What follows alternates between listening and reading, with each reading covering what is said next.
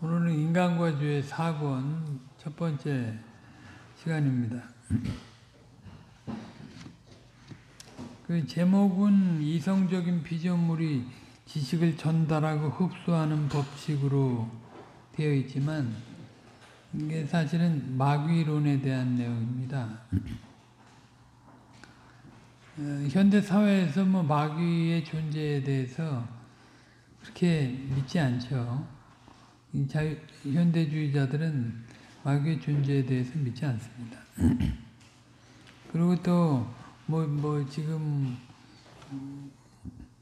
좀 약간 외떨어진 데 있는 사회 속에 있는 사람들은 또 마귀의 존재를 너무 신성시해가지고 두려워하는 그런 양면이 있습니다. 기독교 안에도 보면 지금 여러분들도 다 경험해서 알겠지만 이전에 신앙생활을 할 때 지금 페레아 성락교회 김기동 목사 있잖아요. 요즘 한참 시끄러운 그런 사람들이 이제 그릇된 마귀론을 갖고 와가지고 한국 사회를 굉장히 어지럽혔습니다. 일부 이제 순복음교회에서도 우리 80년대만 해도 이제 무슨 병이 걸렸으면 이제 마귀의 장난으로 보고 그래가지고 주의 종한테 안수받아서 물리치려고 하고 그런 일들을 하고 그리고 또 기독교의 십자가를 부적처럼 사용해가지고 마귀를 물리치려고 하는 그런 행태들도 최근까지도 있었고 그런 영향권 아래 많은 사람들이 휘둘려 있는 게 사실이에요. 근데 그런 속에서 사실 김홍준 목사님이 그런저런 내용들을 다 고려해가지고 성경적으로 이 마귀론이 어떤 것인가 하는 것을 잘 해명해 주셨다고 생각이 됩니다. 지금 마귀가 실제 몸을 가지고 움직이는 게 아니고 사람을 미혹해가지고 활동을 하기 때문에 잘 알 수가 없잖아요. 근데 분명히 성경에서 나타난 예와 또 우리 마귀도 피조물이기 때문에 피조물 중에서 이렇게 지각이 있는 그리고 이성이 있는 존재들이 어떻게 활동을 하는가에 대한 걸 생각을 해보면 마귀의 활동을 추론할 수 있다 하는 것입니다. 근데 그런 측면에서 추적을 해가는 거죠. 사단의 마귀의 활동에 대해서 그런 면에서 추적을 하는 거니까 이성적인 피조물이 지식을 전달하고 흡수하는 법칙이라고 이렇게 제목은 사실 아마 이것을 직접 김홍준 목사님이 붙인 건지는 잘 모르겠네요. 그거는 성경 본문은 계속 보고 있는 창세기 3장 1절로 7절입니다. 그걸 같이 읽겠습니다. 여호와 하나님의 지으신 들짐승 중에 뱀이 가장 간교하더라. 뱀이 여자에게 물어가로되 하나님이 참으로 너희더러 동산 모든 나무의 실과를 먹지 말라 하시더냐. 여자가 뱀에게 말하되 동산 나무의 실과를 우리가 먹을 수 있으나 동산 중앙에 있는 나무의 실과는 하나님의 말씀에 너희는 먹지도 말고 만지지도 말라. 너희가 죽을까 하노라 하셨느니라. 뱀이 여자에게 이르되 너희가 결코 죽지 아니하리라. 너희가 그것을 먹는 날에는 너희 눈이 밝아 하나님과 같이 되어 선악을 알 줄을 하나님이 아심이니라. 여자가 그 나무를 본즉 먹음직도 하고 보암직도 하고 지혜롭게 할 만큼 탐스럽기도 한 나무인지라. 여자가 그 실과를 따먹고 자기와 함께한 남편에게도 주매 그도 먹은지라. 이에 그들의 눈이 밝아 자기들의 몸이 벗은 줄 알고 무화과나무 잎을 엮어 치마를 하였더라. 하나님의 말씀은 우리가 지금 계속 창세기 3장 1절로 7절 말씀을 공부하고 있는데 사람의 그 한계가 있고 하나님의 진리는 그 한계가 없기 때문에 우리가 파도 그 바닥이 안 나오는 그런 하나님의 말씀이죠. 그래도 이제 생각할 게 많이 남아 있습니다. 사실 그 하와를 중심으로 이 본문을 풀고 있어서 사실은 그 아담과 하와와의 관계, 아담과 하나님과의 관계, 아담과 사단과의 관계 그런 것들 다 고려해서 또 숙고하자면 또 한참 생각을 해야 될 거예요. 근데 주로 이제 하와가 넘어지게 된 그런 주된 내용을 우리가 계속 살피고 왔는데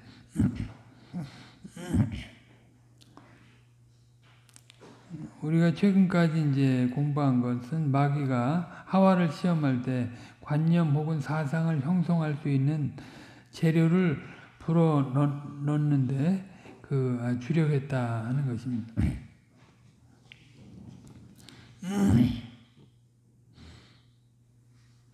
자기가 직접 아직 아담과 하와가 중간 상태에 있고 죄가 없는 상태에 있기 때문에 이미 이제 죄를 범한 아담 안에서 타락한 존재로서 죄를 범하고 있는 상태라고 그러면 사단이 뭐 얼마든지 들락날락하면서 아마 쥐고 흔들 거예요. 근데 지금 하와의 경우는 그렇지 않거든요. 그러니까 이제 하와의 빈틈을 보느라고 계속 이리저리 여기 본문에는 지금 뱀이 사단이 뱀을 통해서 꼬인 말이 그렇게 몇 마디 되지 않지 않습니까? 근데 이제 그건 빙산의 일각이고 사실은 밑에 어마어마한 내용이 어마어마한 노력이 지금 담겨 있는 거죠. 그걸 우리가 추론을 해보고 있는 것입니다. 성숙한 사람이라면 다른 사람이 전해준 사상을 홀딱 받고 녹음기같이 외워서 그대로 사상을 형성하는 일이라는 것이 없을 것입니다. 아이들이나 이제 미숙한 사람들은 누가 이제 부안해동을 해서 선동을 하면 홀싹 넘어가기도 하는데 성숙한 사람이라면 그냥 누가 말 한마디 해도 그냥 당장에 그냥 곧대로 믿지는 않죠. 일단은 담아두고 과연 그런가 생각이 되지면 그때야 수용을 하는 거잖아요. 사람이 다방면으로 본 책의 내용을 남들에게 그대로 이야기하는 것은 일종의 복습입니다. 또는 사람이 아주 엉터리 철학 강의를 듣고 자기가 그대로 강론하는 경우도 있어요. 궤변론자가 하는 말에 빠져가지고 자기도 궤변 논자같이 똑같이 말할 수 있는 거죠. 이러한 것도 지식을 아는 하나의 방법이지만 인생을 살면서 생에 대해 관조해 가면서 기존의 생각과 다르게 해보는 그 방식이 있다는 것을 깨닫게 되는 것입니다. 나는 분명히 이렇게 한 면만 보고 있는데 다른 분이 또 다른 면을 보고 얘기하면 과연 그럴 수 있겠다 하고 생각을 하면서 생각이 좀 폭이 커지는 거잖아요. 그래서 자기가 원래 알던 것만을 주장하지 않고 거기에 자기의 생각과 경험을 가미해서 일종의 새로운 사상을 형성하는 것입니다. 아직 어려서 자기 사상을 충분히 형성할 만한 이성의 독자적인 능력의 발휘가 충분하지 못할 때에는 자연히 남의 사상에 현혹되기 쉽습니다. 이와 같이 마귀도 어떻게 해서라도 하와가 마땅히 가져야 할 정당한 생각에서 비꾸러져 나가게 하는 것을 첫째 목표로 삼은 것입니다. 여기 뭐 본문 이전의 내용이 나와 있지 않지만 여기까지 오기까지도 얼마나 그 물밑 작업을 했겠어요. 우리가 그동안 봤지만 뱀이 말하는 것서부터 말이죠. 그 뱀이 우리가 개가 말한다고 이제 저는 개 얘기로 비유해서 했는데 개가 말한다고 고지 들을 사람이 어디 있어요? 그러니까 그것이 고지 들리게 될 정도까지 되기까지 얼마나 그 물밑 작업이 있었겠느냐 이 말. 나타나 있지는 않지만 마귀가 하와의 상태를 처음부터 모두 알고 덤빈 것이 아니라고 말씀드린 것을 여러분 잘 기억할 것입니다. 마귀가 무소부지한 것 같이 생각하는 것은 아주 큰 잘못입니다. 마귀도 이제 피조물이기 때문에 모르는 건 모르는 거죠. 마귀가 앞으로의 일을 어떻게 알겠어요? 사람이 이제 과거의 일을 기억해가지고 추론해가지고 앞으로의 일이 어떻게 되겠다 이렇게 추론을 하지만 그렇게 되는 일이 거의 없잖아요. 몇 가지 곁가지로 이렇게 맞힐 수는 있지만 큰 중심되게 뭘 핵심적으로 뭘 맞춰갈 수가 없습니다. 그 마찬가지죠. 뭐 마귀도 피조물이니까.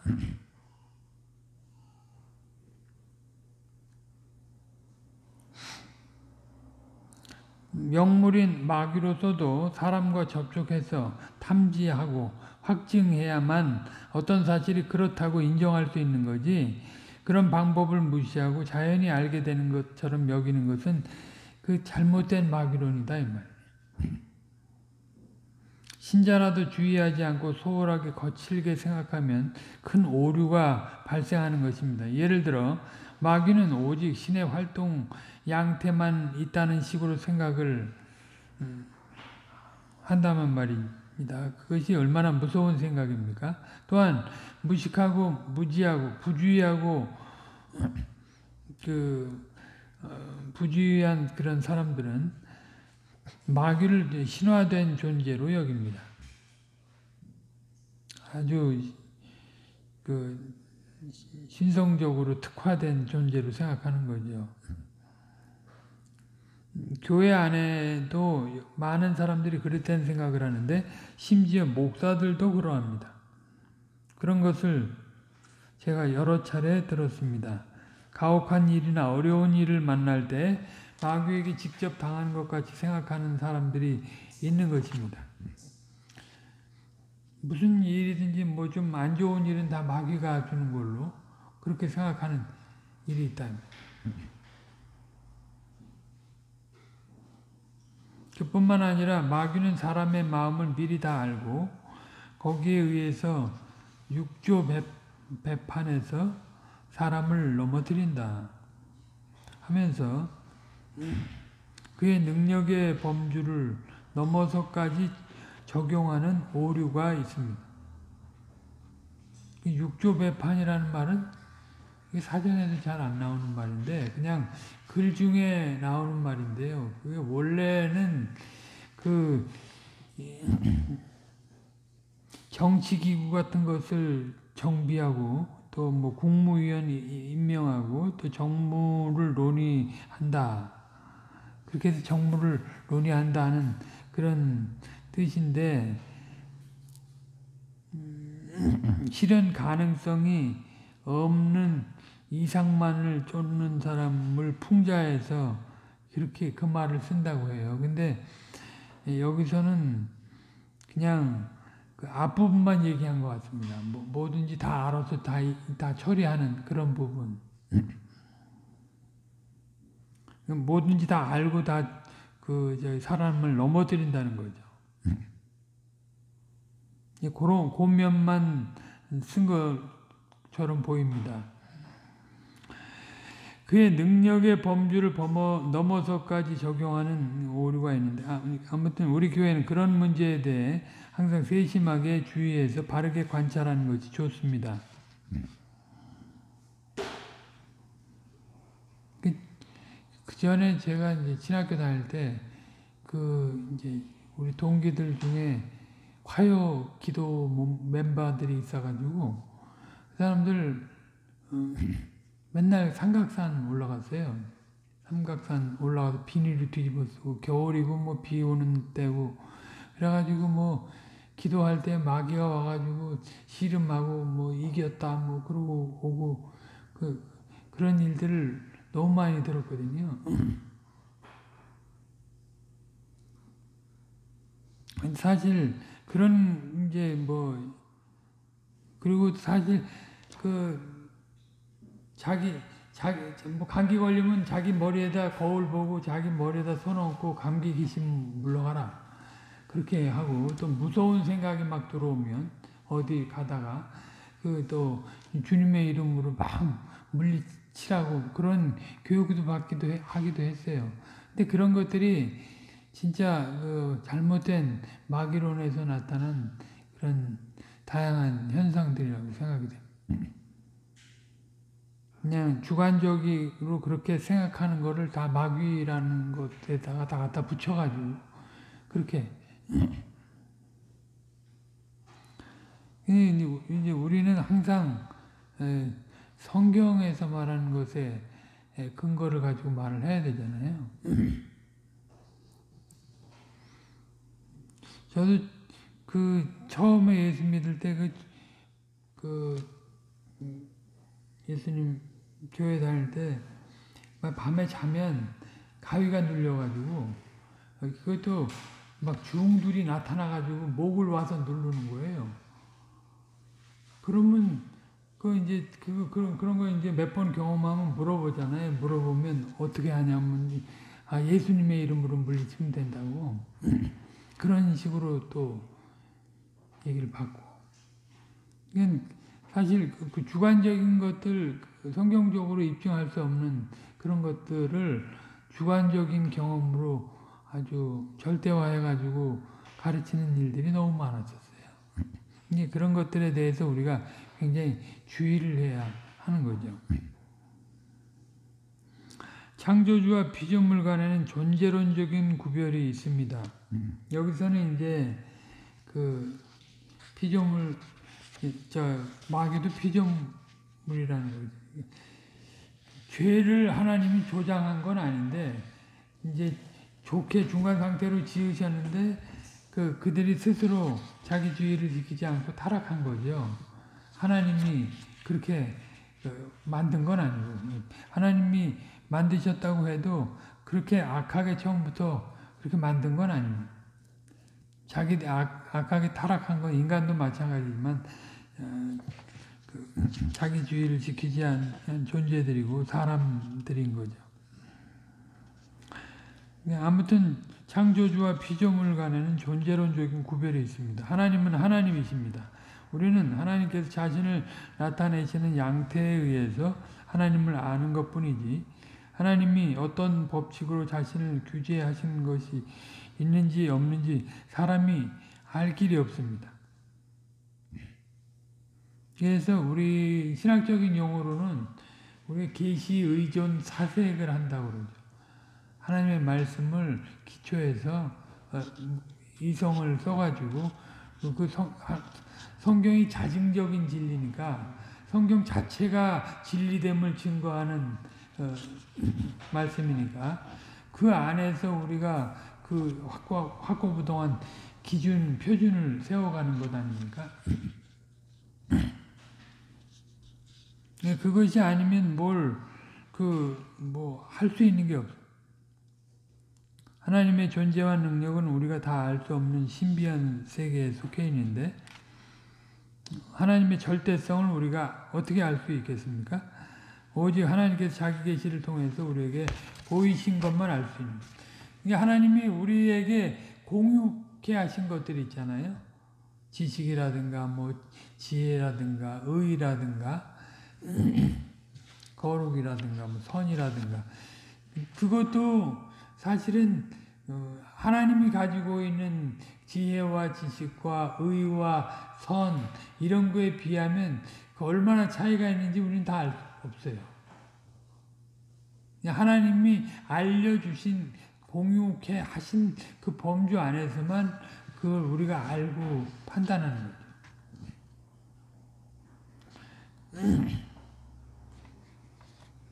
그래서 이제 불가지론도 나오는데 하나님은 다 할 수 없다. 물론 그러니까 이제 기준이 없으면 회의론자가 되고 염세주의자가 되고 마는데요.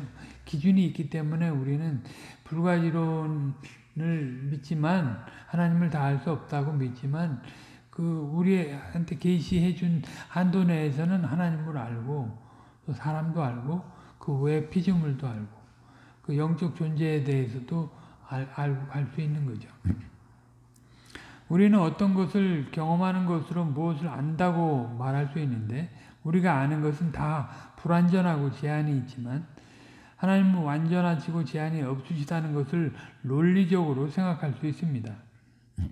이렇게 하나님 의지적 속성은 우리가 깨닫고 생각하는 할 수 있는 속성입니다. 그러나 하나님이 영원하신 분이라고 할 때 우리로서는 그것이 무엇이라고 명확하게 규정 지을 수 없습니다. 한이 없다는 것이 무엇입니까? 그래서 어떻게 제한된 물리적 공간 속에 살아가는 사람으로서는 그걸 헤아릴 길이 없어요. 인간의 잣대는 요만한데 하나님의 잣대는 무한한데 그걸 어떻게 추론을 하겠어요? 못하는 거죠.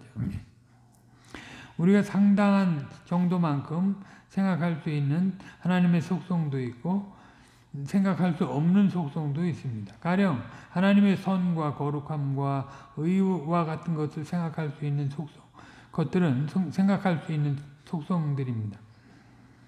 우리는 더 선한 것과 덜 선한 것에 대한 판단을 할 수 있습니다. 신학 용어로 말하면 탁월성의 방법으로 그것을 구별해 나갑니다. 피조물이 비슷해 보이는 속성을 가지고 있지만 질적으로 다르다는 것을 강조하여 말하는 방식입니다. 더 쉽게는 거룩하지 못한 사실을 보면 그 대척점에 거룩한 것이 있다는 것을 생각할 수 있는 것입니다. 이와 같이 우리가 알 수 있는 하나님의 속성을 공유적이라고 합니다. 함께 소유하고 있다는 거죠. 이것은 하나님이 가지고 계신 무한한 속성들 가운데 한 부분입니다. 하지만 그것도 하나님께서 친히 우리에게 계시하여 주셔야만 알 수 있는 것입니다.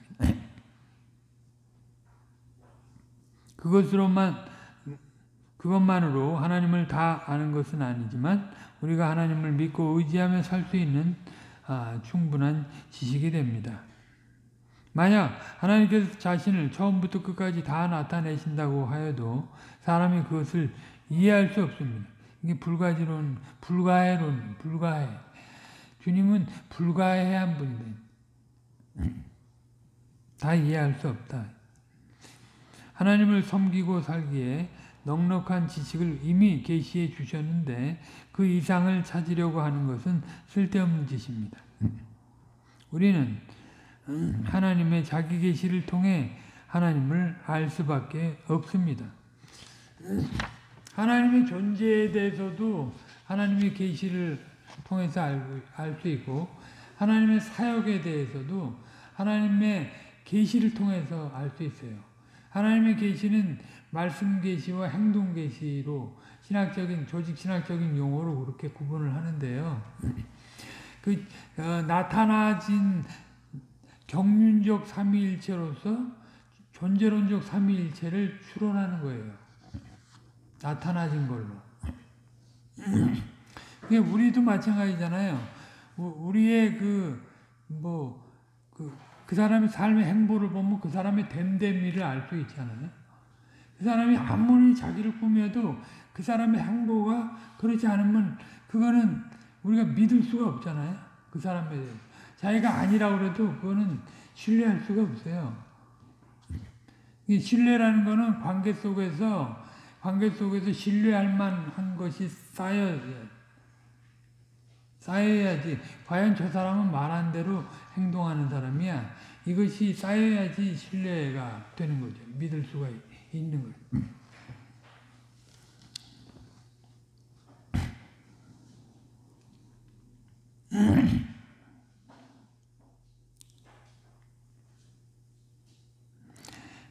피조물 중에서는 이제 사람 말고도 마귀와 천사라는 영적 존재가 있습니다. 그런데 그들이 천상의 존재라 하여서 그 능력과 활동을 하나님과 동급으로 취급해서는 안 됩니다. 특별히 이제 능력에 있어서 그렇습니다. 하나님의 능력은 무한하고 절대적이지만 천사의 능력은 제한되어 있습니다. 하물며 마귀의 능력은 더욱 그러합니다. 이원론적으로 전제해놓고 생각을 하면 그 하나님이 뭐 이제 선의 영역에 속하고 마귀는 악의 영역에 속해서 그것이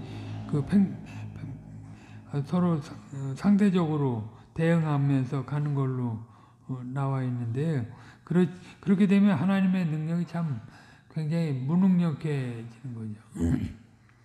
하나님은 그 사단이 그렇게 자기 꾀로 능력을 발휘하고 세상을 다 흔들어도 그들의 위에 이제 크신 경륜을 발휘하시고 크신 지혜를 쓰셔가지고 당신의 역사를 완성해 가시는 분 아닙니까?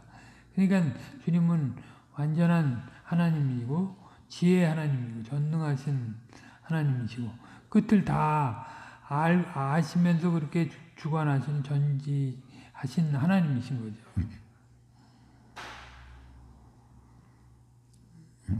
마귀와 이제 피조된 것들의 그 한계, 예를 들면 무엇을 아는 능력에 제한이 있습니다. 이 말은 그가 무엇을 더 알 수 있거나 덜 알 수 있게 있다 하는 것입니다. 처음부터 조금도 가감 없이 지식이 완전하고 충족하다는 것은 하나님 이외에 어디서도 찾을 길이 없어요. 마귀는 하나님께서 보여주신 만큼 아는 것이고 또 안 보여주셨던 것은 보여주셔야 비로소 알게 되는 것입니다.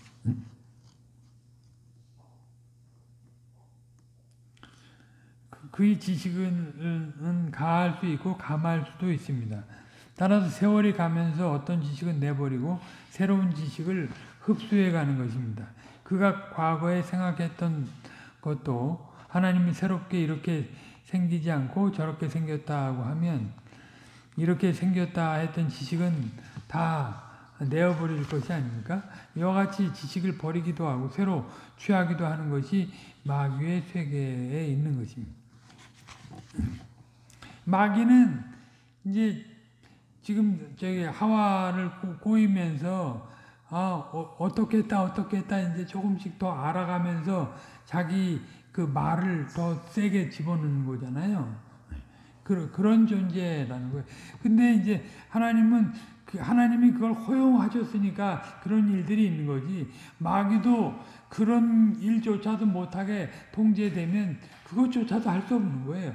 근데 그 마귀는 이거 허용작정이라고 하는데 신적 작정이 허용작정인데 하나님 무능력해서 그렇게 허용하신 것이 아니고 하나님의 크신 뜻을 성취하시기 위해서 허용하셨을 뿐이에요. 힘이 없어서 양보한 게 아니고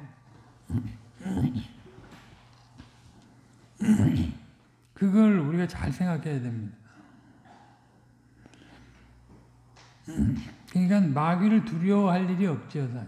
마귀를 대적하라고 베드로전서에도 나오지만 그러면 물러갈 것이다.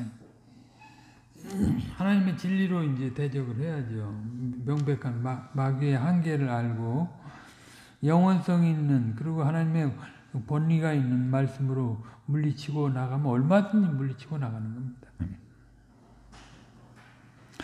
마귀는 하나님께서 만드신 영물인데 그 영물의 작용을 어떻게 알 수 있습니까? 우리는 영적인 작용을 굉장히 이상한 것 같이 생각하면 안 됩니다. 절대의 속성을 가진 하나님 이외에는 피조된 영의 작용은 자신의 활동에 그 영의 활동이 어떤 것인가를 스스로 증험하고 깨닫는 데서 추리해 갈 수 있습니다. 이 사람이 그렇잖아요. 사람이 인격이 성장하고 어른이 돼간다는 것은 이것저것 경험을 해가면서 추론해가면서 생각이 커지는 거잖아요. 이전에는 어렸을 때는 이렇게 단편적으로 보던 것을 입체적으로 보고 말이죠. 근시적으로 보던 것을 아주 천리안적으로 이렇게 점점 보게 되는 거잖아요.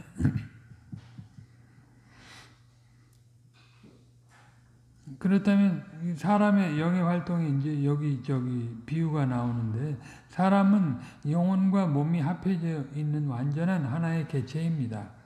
영혼과 몸이 따로 생각하는 것보다 영혼과 몸이 혼연히 하나가 되어 활동한다고 생각하는 것이 아주 중요합니다. 사람의 몸은 영혼의 활동을 구체적으로 드러내는 그릇이 됩니다. 우리가 영의 활동작용을 여러 가지로 연구할 수 있는데, 보통 세상 사람이 연구할 수 있는 한계는 정신작용 혹은 심리작용입니다. 그 이상을 연구하려고 하면 그릇된 것이 나오는 것입니다. 유령이라든지 심령술이라든지 강신술, 신을 불러내는 거잖아요. 그리고 영매, 이제 신계와 이제 사람 이게를 연결해주는 그 영매에 대한 연구는 늘 괴상한 대로 귀결됩니다. 이게 그릇되게 전제해가지고 연구를 하기 때문에 이렇게 잘못된 대로 나아가는 거죠. 첫 단추를 잘못 끼면 계속 잘못 끼게 되는 것과 같습니다. 모두가 인지할 수 있고 공통으로 수긍할 수 있는 것은 심리학과 정신현상학 정도로 사실상 과학적으로 입증된 연구에 국한됩니다. 그러나 미신인 영매 혹은 강신이라고 하는 소위 심령술도 자기들이 그렇게 이름을 지어서 무엇이 되는 것처럼 그렇게 부릅니다. 강신술이라는 것도 잡술 중에 하나인데, 과학적인 근거를 가지고 연구하는 게 아니고 영의 활동 현상을 관찰한다고 생각하면서 이제 그릇된 게 이제 미혹이 되는 거죠. 세상 사람들이 생각할 수 있는 연구를 떠나서 더 깊고 온전히 알 수 있는 방법은 오직 하나님의 계시입니다. 그러니까 주관적인 것들에 현혹이 되면 안 되는 거죠. 성경에서 가르쳐 준 만큼 사단에 대해서, 마귀에 대해서 아는 것입니다. 그것이 정당한 거죠. 하나님께서 계시하신 말씀을 깊이 연구해 영이 이렇게 신통한 활동을 하는 것이구나 하고 그 현상을 바르게 알게 되는 것입니다. 그러니까 영에 대한 가장 바르고 심오한 지식은 오직 하나님의 특별 계시 안에서만 알 수 있는 거예요. 그게 유일한 방법입니다. 동시에 사람은 이성의 작용을 사용해야 합니다. 사람이 지식을 흡수하기 위해서는 모르는 것을 조사하고 분석하고 유추하고 종합하는 지적인 작용이 필요하죠. 저절로 알아지는 건 없습니다. 사실. 그런 작용을 하지 않고 저절로 알 수 없습니다. 가령 내가 다른 사람의 마음에 있는 생각을 알고 싶어도 저 사람이 뭘 말을 안 하면 추론만 하지 더 이상 알 수 있는 게 없잖아요. 그런 요상한 독심술이라 가지고 상대 가슴을 가만히 뚫어지게 쳐다보면 알 수 있나? 그렇게 해서 알아낼 재주가 없는 거지. 그냥 이제 미치는 거죠. 옛날에 궁예라고 하는 그런 백제 왕이 그런 걸 했었잖아요. 이제 처음에 출원해가지고 그렇게 그럴 것이다 생각하는 게 한두 번 맞기 시작하면 자기는 꼭 마치 이제 다른 사람 속을 다 알 수 있는 것처럼 생각해가지고 너 그렇지 안 그렇다 그러면 죽이는 거예요. 그게 이제 미쳐 돌아가는 거죠.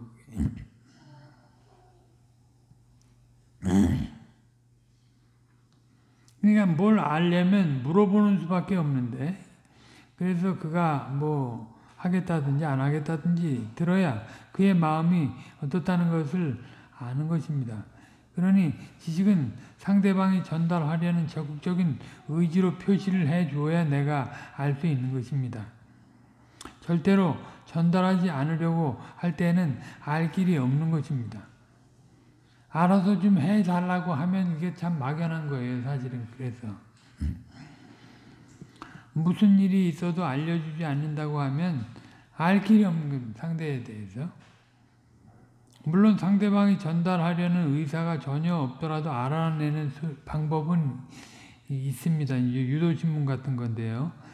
우회적으로 다른 그 생각, 그거에 대해서 직접 물어보면 대답을 안 할 것 같으니까 이제 유도해서 다른 방식으로 해서 물어보면서 아는 것입니다. 수사관이 피의자를 조사할 때 그런 방법으로 쓰는데, 그러다가 이제 빈틈이 딱 보이면 이제 증거, 물증 잡았다 생각하고 추궁되면, 그러면, 이제 증거 다 잡았는가 보다 하고 털잖아요, 범인들이. 그런 경우도 있지만, 그건 특수한 경우고, 일반적으로는 상대가 가르쳐 주지 않고, 입을 봉하고 있으면 알 길이 없어요. 저 사람 무슨 생각을 하고 있는지 알 길이 없습니다. 그래서 이제 직접 물어보기 어려운 것은 다른 것을 물어보면서 슬그머니 알아내는 그런 방법이 있어요. 그런 꾀가 있는 사람들이 있잖아요. 그 집안 사정을 알아보기 위해서 우회적으로 그렇게 물어봐가지고 이제 캐내는 도사들이 있어, 그런 도사들이. 그러나 그렇게 추리한다고 해서 꼭 단정할 수 있는 그 여러 가지 증거들이 있어야지만 확신할 수 있지, 한두 가지 갖고는 단정할 수 없습니다. 그럼에도 불구하고 어떤 사람이 관심이 있는 젊은 처자의 나이를 알고 싶다면 어떤 꾀를 내겠습니까? 남자가 여자 나이를 직접 물어보는 것이 실례이고, 또 나이가 몇 살이요 하고 모르는 사람에게 물어본다고 해도 가르쳐줄 까닭이 없죠. 재주가 영롱한 사람 같으면 나이와 관련된 이야기 하지 않고 하늘이 파랗다든지 괜히 엉뚱한 소리부터 시작하죠. 이제 물이 파랗다든지 저 장미가 예쁘다든지 그렇게 해서 이제 자꾸 얘기를 끌어내려고 하는 거죠. 상대방이 흥미가 있어야 그렇게 해서 흥미를 느끼게 해서 이제 자꾸 끌어내는 거죠. 흥미가 없으면 더 이제 마음을 닫아버리는 거 아니에요? 아무튼 자꾸 여러 재료를 던져서 흥미 있는 제목이 나오면 부지불식간에 이제 자기가 어느 때 뭐 했다, 그때 무슨 일 났을 때 나는 무슨 일을 했었는데 넌 무슨 일 하고 있었냐 그러면 나는 무슨 일 하고 있었다 그러면 그 사람 나이를 생각할 수 있는 거잖아요. 그런 식으로 물어본다는 거예요.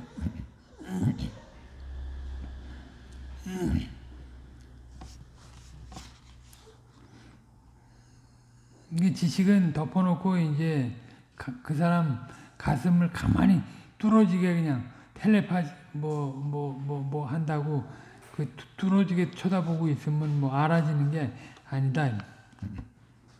그런 아무튼 이렇게 우회적으로 사람의 인지상정인 그런 마음들을 공략해가지고 뭐 알아내는 것입니다. 영혼과 몸으로 구성된 사람의 세계가 아직 완전히 영적인 세계에서도 지식의 전달과 흡수는 어떤 일정한 법칙 가운데 움직입니다. 그런 법칙을 무시하고 덮어놓고 영물들이 하나님과 같은 속성을 가진 것 같이 생각하는 것은 아주 거칠고 그릇된 이론입니다. 그러니까 지금 하와를 꼬일 때에도 그런 방식을 취했다는 거예요. 지금 마귀가 하와의 마음을 미리 잘 알고 공격한 것처럼 해석하는 것은 틀린 것입니다. 하나 한 발 한 발 잠식해 들어간 거죠. 이렇게 꼬여가지고 잘못하면 다 알고 접근해서 넘어뜨렸다 하면 사단도 무소부지하고 무소부지하고 뭐 그런 말을 할 수 있습니다. 편지할 뿐만 아니라 편지하다.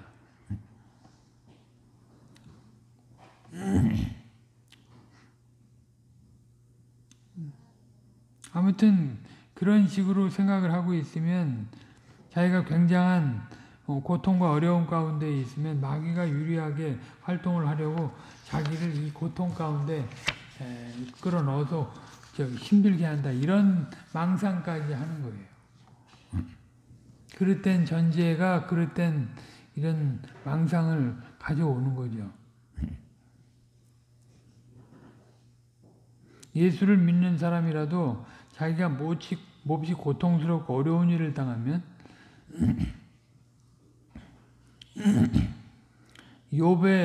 얼른 이제 욥의 경우를 생각합니다. 욥의 인내를 바르게 생각하는 것은 아주 좋은 일인데 그는 까닭없이 가장 큰 고통을 받으면서도 참고 견디면서 하나님을 끝까지 섬겼습니다. 그런데 그것을 자기한테 적용해 가지고 마귀가 육체적이고 물질적으로 자신을 공격한 것 같이 그렇게 여겨버리는 거예요. 욥의 인내와 덕과 신실함을 생각한 대신에 마치 자기가 욥과 같이 위대한 인물이나 된 것처럼 마귀의 공격을 받을 만한 존재라는 것으로 자임하는 것입니다. 이러한 이론에 자기 스스로 부지불식간에 빠져 들어가는 것입니다. 이론을 그렇게 하지 않더라도 생각이 그렇게 흐르는 것인데 도둑놈은 시끄러운 판이 좋다 하는 식으로 이런 야단은 마귀가 와서 일하기 제일 좋은 자리라고 생각합니다.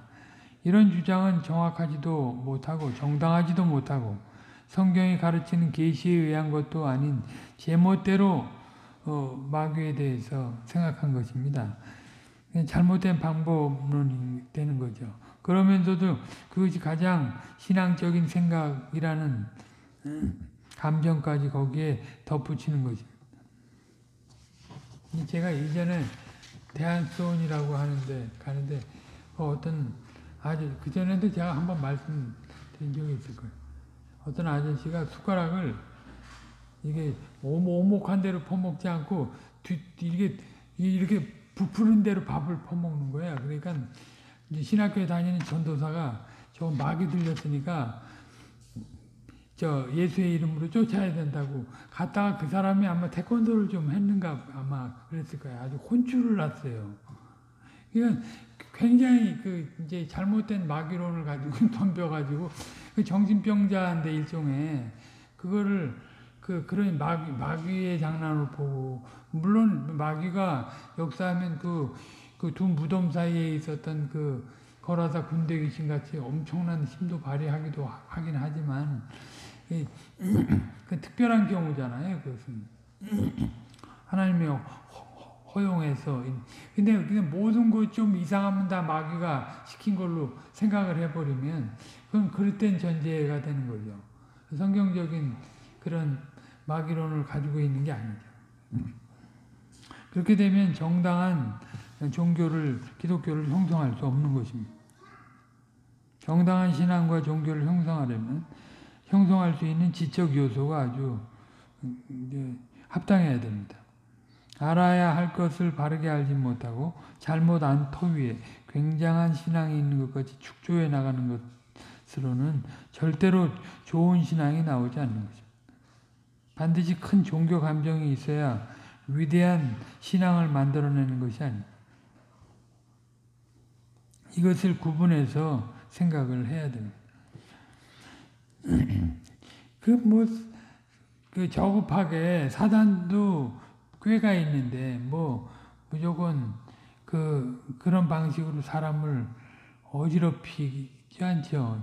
지적인 그런 자유주의자들한테 꼬여가지고 말이죠. 하나님을 더 대적하게 하면 더 그릇된 사상을 펼치게 해가지고 더 많은 악한 영향을 끼치게 되는 것 아닙니까? 비단 이게 꼭 그렇게 귀신의 활동, 인격적인 활동처럼 막 나타나가지고 한 사람을 막 힘들게 하고 이런 식으로만 사단이 활동하는 걸로 생각하면 그게 크게 오산인 거죠. 잘못된 것들이 하도 이제 많이 돌아다녀서 이 마귀에 대해서 이 이야기를 하는 것입니다.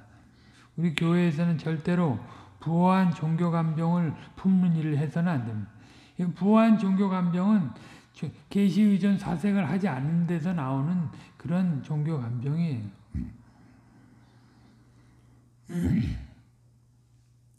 부호한 종교 감정은 사람을 부지불식간에 종교 영웅으로 만든 아마도 기독교적 돈키호테라고 할 만한 이상한 사람을 만들어냅니다. 그런 사상이 우리 주변에 돌아다니고 있습니다. 자기가 마귀의 큰 공격을 받을 수 있는 사람같이 생각하고 자기에게 임한 곤란한 문제를 다 마귀가 일으킨 걸로 여기는 것입니다. 그러나 무신론자들도 곤란한 문제를 다 당하고 살아가는 것입니다. 타락한 인생으로 살려니까 누구든지 어느 때든지 임할 수 있는 어려움이 있는 것입니다. 공통으로 말이죠. 성경은 타락한 인간이 인간으로서 당하는 고통과 어려움이 있다는 것을 매우 잘 가르쳐 줍니다. 그렇게 생각해야지 하필 자기에게 마귀가 와서 어려움을 주었다 이렇게 생각할 필요가 없는 것입니다. 마귀의 지식에 한계가 있다는 것은 차치하더라도 문제는 그도 지식을 흡수하고 전달하는 법칙이 있다는 거죠. 저도 이제 모르는 게 있고 어떤 경험 속에서 알아가야 할 게 있다는 거예요. 모든 이성적인 피조물들에게 적용되는 법칙 안에 그 마귀도 있다는 것입니다. 이성이라는 법칙에서 보면 마귀는 하와 속에 숨겨있는 생각을 아무런 접촉 없이 알 수가 없습니다. 그런 상태에서 시작한 마귀는 무엇 하나를 알고 싶어 했는데 그것이 무엇인지가 중요합니다. 뭐가 지금 서운한 감정이 있는지 그런 거 끌어내리려고 하는 거잖아요. 우리가 그걸 잘 봐야 됩니다. 무엇을 왜 알고 싶어 했는가? 공중 권세 잡은 자로서 이제 자기 지위를 지키지 않아서 쫓겨나서 공중 권세를 받게 된 거잖아요. 그래서 어떻게든 이제 하나님 편에 속한 사람들을 꼬여가지고 넘어뜨리고 자기 편으로 만들려고 하는 거죠. 마귀가 호기심이 가득해서 하와에 대해서 조사해 보려고 하는 게 아니라 무엇 하나를 꼭 알고 싶어 했다는 것입니다. 하나님 나라를 대적하는 그런 생각들이 있는가를 알고 싶어 했던 거죠. 그런 목적이 반드시 있었습니다.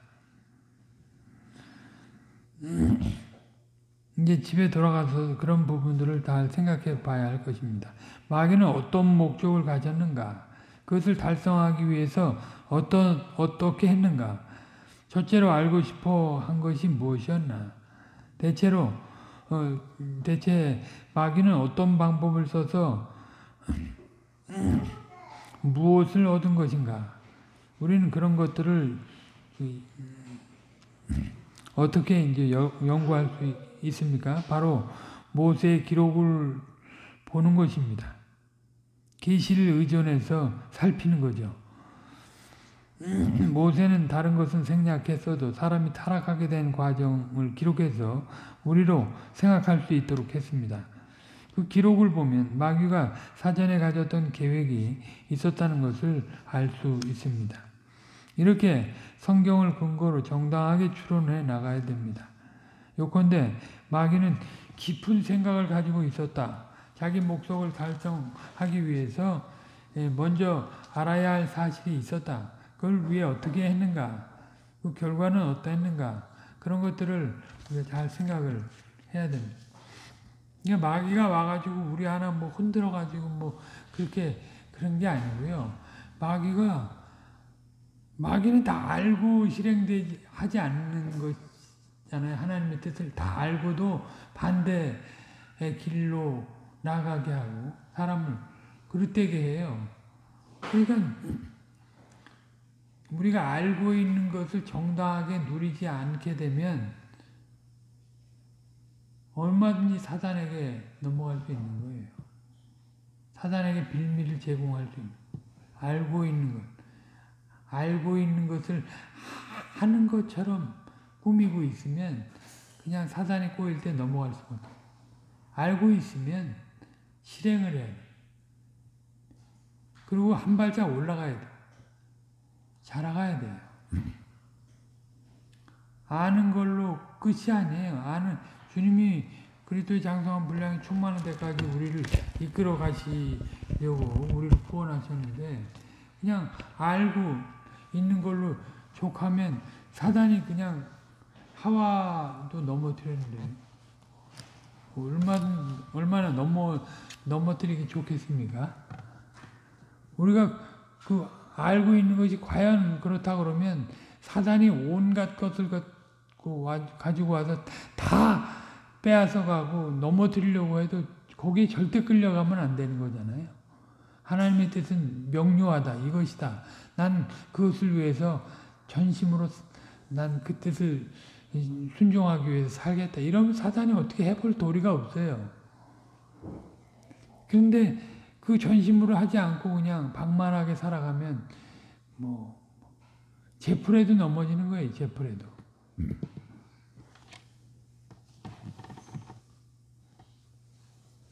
사단이 꼬이는 방식을 우리가 잘 생각을 해야 될 것입니다.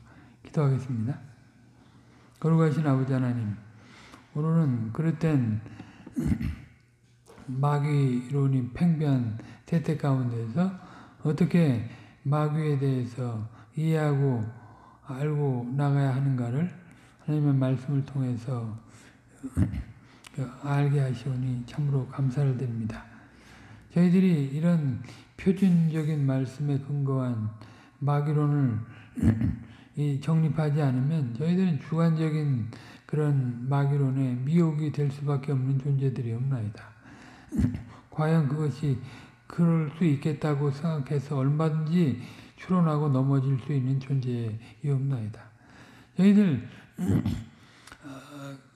사단이 어떤 빈틈을 들어와서 우리를 미혹하는가를 잘 알아서 우리가 마땅히 주님의 계시의 조명을 받는 자로서 어떤 위치로 나가야 되고 어디로 전진해 가야 되는가를 잘 알고 행보해 나갈 수 있게 하여 주시옵소서. 구체적으로 적극적으로 역동적으로 누려가야 할 일들을 게을리하면서 하나님의 선하신 인도를 받아 나간다고 하는 것은 그것은 그야말로 하나님 앞에서 거짓말인 줄 아옵나이다. 정신을 차리고 각성을 해서 하나님이 가장 기뻐하시고 즐거워하시는 은혜의 방도가 무엇인지 잘 헤아려서 저희들을 구원하신 온전한 목적을 성취해 나가는 저희들이 다 되게 하여 주시옵소서. 이 땅에서부터 누리게 하신 것들을 차서 있게 잘 누려서 영원토록 주님 앞에서 누릴 것들을 누릴 수 있게 되는 그런 저희들이 다 될 수 있게 하여 주시옵소서. 영원성이 없는 것들에 마음을 빼앗기고 욕심을 품고 살다가 이제 제한적인 그런 그 불순종으로 말미암아 참 슬피 우는 그런 불행한 일들이 나타나지 않게 하여 주시옵소서. 모든 걸 주께 의탁드렸고 감사드리며 우리 구주 예수 그리스도의 이름으로 기도 올려옵나이다.